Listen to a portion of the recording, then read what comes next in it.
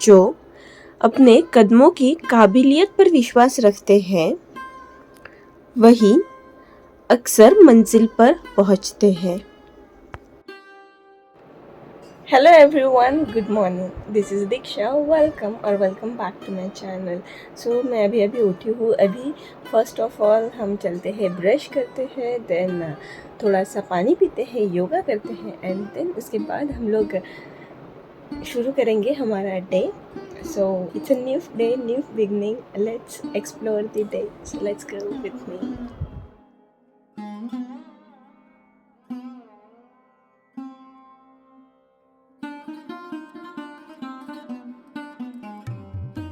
तो अभी बनाते हैं आज की to do list.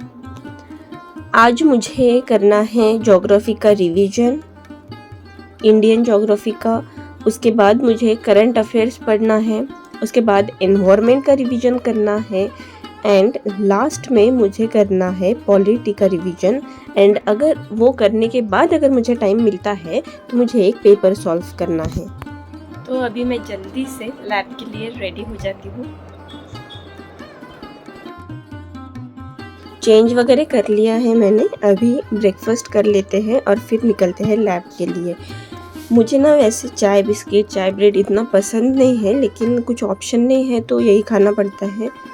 That's why मैं ये खा रही हूँ। नहीं तो मुझे ऐसा, इससे अच्छा कोई नाश्ता दे दे या फिर खाना भी दे दे तो भी मुझे चलता है, लेकिन मुझे ये सारी चीज़ें पसंद नहीं है। और चाय तो मैं वैसे पीती ही नहीं हूँ, मैं पी ही नहीं सकती हूँ। लेट हुआ है आज थोड़ा, तो आज ब्रेक्स वगैरह कम लेंगे।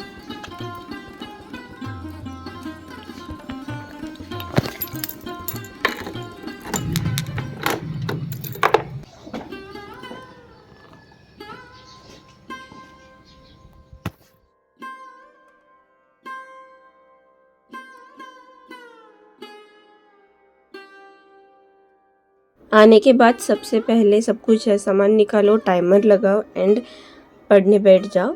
तो आज मैंने कुछ भी ज़्यादा शूट नहीं किया है, बस थोड़े थोड़े से क्लिप्स लिए हैं, बिकॉज़ आज मुझे ब्रेक भी नहीं लेना था, कुछ नहीं करना था। अगर ज़्यादा ही बड़ा व्लॉग हो जाता था तो फिर वो एडिट करने में भी दिक्कत होती है। सो इसीलिए, और ये मैंने एडिट भी आज उसी टाइम पे किया है जब मैंने ब्रेक लिया है। तभी मैंने बस क्लिप्स थोड़े से एडिट करके डाल दिए थे। सिर्फ वॉइस ओवर बाद में करने वाली थी मैं। तो मैंने पूरा ज्योग्राफी का जो भी मेरा पोर्शन बचा था वो पूरा रिवाइज करके ख़त्म कर दिया। थोड़ा सा ही बचा था तो वो हो गया मेरा। सो गाइस, अभी 2 स्लॉट्स हो गए हैं मेरे। अभी चलते हैं हम लोग खाना खाने के लिए। आज मेरे साथ खाना खाने के लिए कोई नहीं था, मैं अकेली थी आज।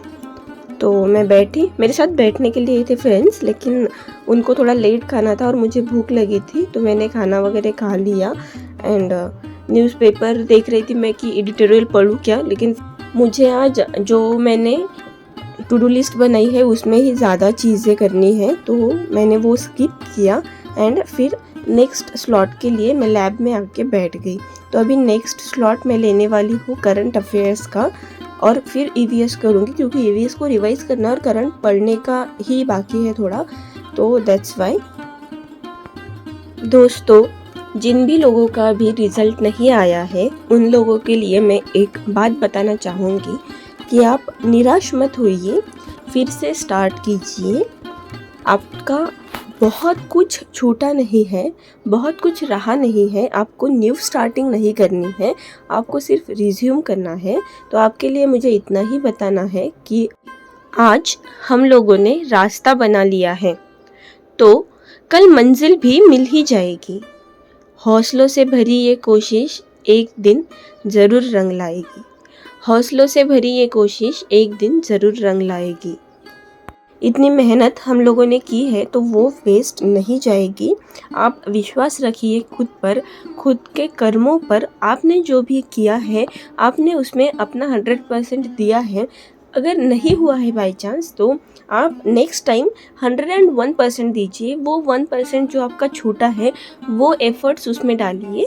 And best of luck for your next attempt, for your 2025 attempt. And best of luck जो लोग जो स्टेट के एग्ज़ाम्स है वो भी दे रहे हैं तो उनको भी बेस्ट ऑफ लक। दोस्तों, आपने मेरे प्रीलिम्स रिजल्ट वाले दोनों व्लॉग को बहुत प्यार दिया है और उस पे बहुत प्यारे प्यारे कमेंट्स किए हैं। So thank you so much for that. And कुछ क्वेश्चंस भी पूछे हैं, तो उनमें से कुछ क्वेश्चंस मैं लेती हूँ। बहुत सारे लोगों का कहना है कि क्या क्लासेस करना, कोचिंग करना नीडेड, बहुत इम्पॉर्टेंट है। तो नहीं, ये मैंने बहुत सारी वीडियोस में बताया है कि कोचिंग इम्पॉर्टेंट नहीं है, लेकिन मेंटर होना इज़ वेरी इम्पॉर्टेंट। कि आपको कोई बता रहा है कि कैसे पढ़े, या फिर वे ऑफ लाइन क्या होना चाहिए। अगर आप न्यू है, आपने अभी अभी जस्ट स्टार्ट किया है, तो वो आपको यूट्यूब पे भी मिल जाएगा। आप लोग किसी सीनियर से भी बात कर सकते हो 1 to 1, अगर आपके कोई पहचान का है तो नहीं, वो इम्पॉर्टेंट नहीं है।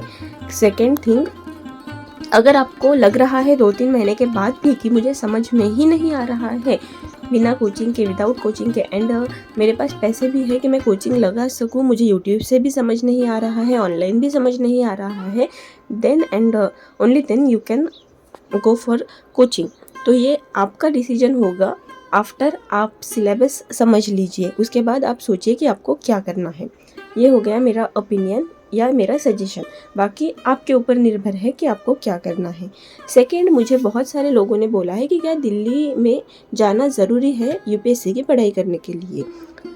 तो ये मैंडेटरी नहीं है कि आप लोग दिल्ली में ही जाओ, लेकिन हाँ, उससे एक फ़ायदा हो सकता है कि अगर आप दिल्ली से पढ़ाई करते हो तो आपको वो एनवायरनमेंट मिलता है वहाँ पे पढ़ाई का। वहाँ पे आपको आजू बाजू में सिर्फ यूपीएससी एस्पिरेंट्स दिखेंगे, तो आपको मोटिवेशन मिलेगा। मोटिवेशन इन द सेंस, आप हमेशा मोटिवेटेड रहोगे कि अगर मैंने नहीं किया तो ये बच्चा तो कर ही रहा है। बस ये चीज़ें होती है। बाकी आप होम टाउन से भी करो तो भी अभी सारा मटेरियल जो है वो अवेलेबल है ऑनलाइन। अगर आप एक कॉल करोगे तो आपके पास प्रिंट आउट्स आ जाएंगे। सारे दिल्ली के जो भी जेरोक्स सेंटर्स होते हैं, जहाँ पे भी नोट्स मिलते हैं, वो सारे लोग, उनका कॉन्टैक्ट नंबर होता है, उनके टेलीग्राम ग्रुप्स होते हैं, वो सारे टेलीग्राम ग्रुप्स पे डालते हैं मटेरियल की क्या क्या उनके पास आया है, कौन से क्लासेस का। सारे क्लासेस का बाइफरगेट करके आप लोग खुद चूज़ कर सकते हो कि आपको क्या पढ़ना है। तो ऐसा नीडेड नहीं है कि दिल्ली ही जाना है, लेकिन हाँ, कुछ प्रोज है, कुछ कॉन्स है। लेकिन मेरा ऐसा मानना है कि जहाँ पे भी पढ़ाई का एनवायरनमेंट है, वहाँ पे अगर हम लोग हो तो ज़्यादा बेटर है। मेरी भी पढ़ाई ज़्यादा अच्छी वहाँ पे होती, अगर मैं वहाँ पे होती तो आई थॉट लाइक दिस। लेकिन ऐसा नहीं है कि वहाँ पे जाना नीडेड है। तो ये हमारे ऊपर डिपेंड करता है।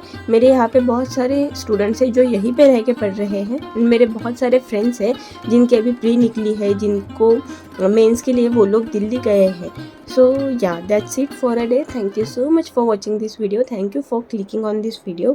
Please like, share and subscribe to the channel. Thank you. Bye bye.